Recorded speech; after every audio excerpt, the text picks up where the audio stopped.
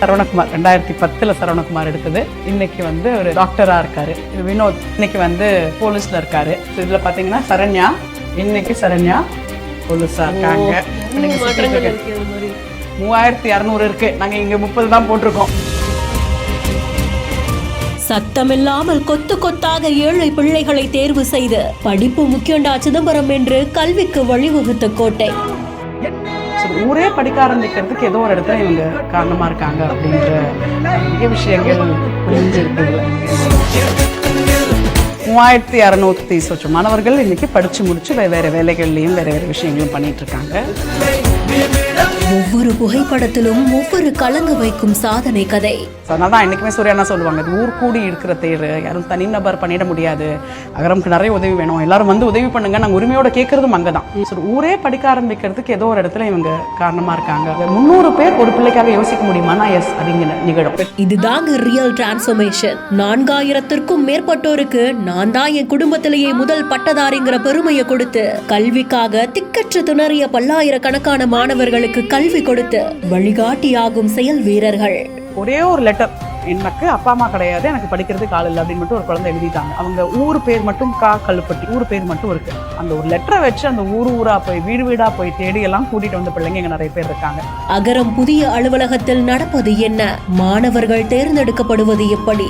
சூர்யா இல்லைன்னா இந்த பிள்ளைங்கள எத்தனையோ பேர் நடுவில் காணாம போயிருப்பாங்க. ஃபைல்னா எவ்வளோ ஃபைல் இருக்கும் அப்படின்ட்டு ஆரம்பிச்சு, ஒரு ஸ்விட்ச்னா எந்த ஹைட்ல இருந்தால் உங்களுக்கு ஸ்விட்ச் சரியா இருக்கும்னு ஆரம்பிச்சு, கீழே இப்படி உட்கார்ந்தா பரவாயில்ல அப்படின்னு ஆரம்பிச்சு பார்ட்டிசிபேட்டட் குவைட் அ பிட். ஒரு மீட்டிங்லேயும் ஒரு டிஸ்கஷன்லையும் வந்துட்டு இருந்தாப்ல.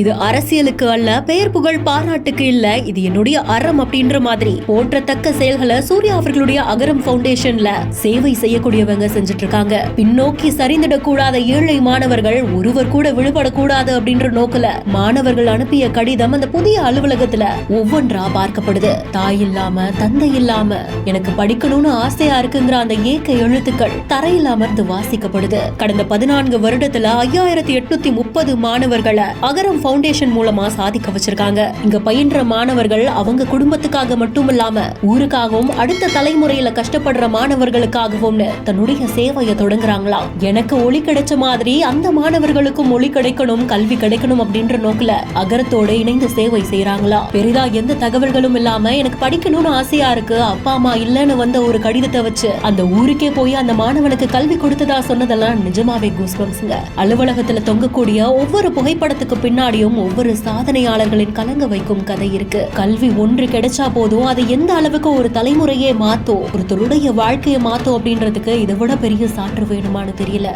இந்த வீடியோவை பத்தின உங்களுடைய கருத்துக்களை கமெண்ட் செக்ஷன்ல சொல்லுங்க. மேலும் செய்திகளுக்கு பிஹைண்ட் ஃபாலோ பண்ணிக்கோங்க.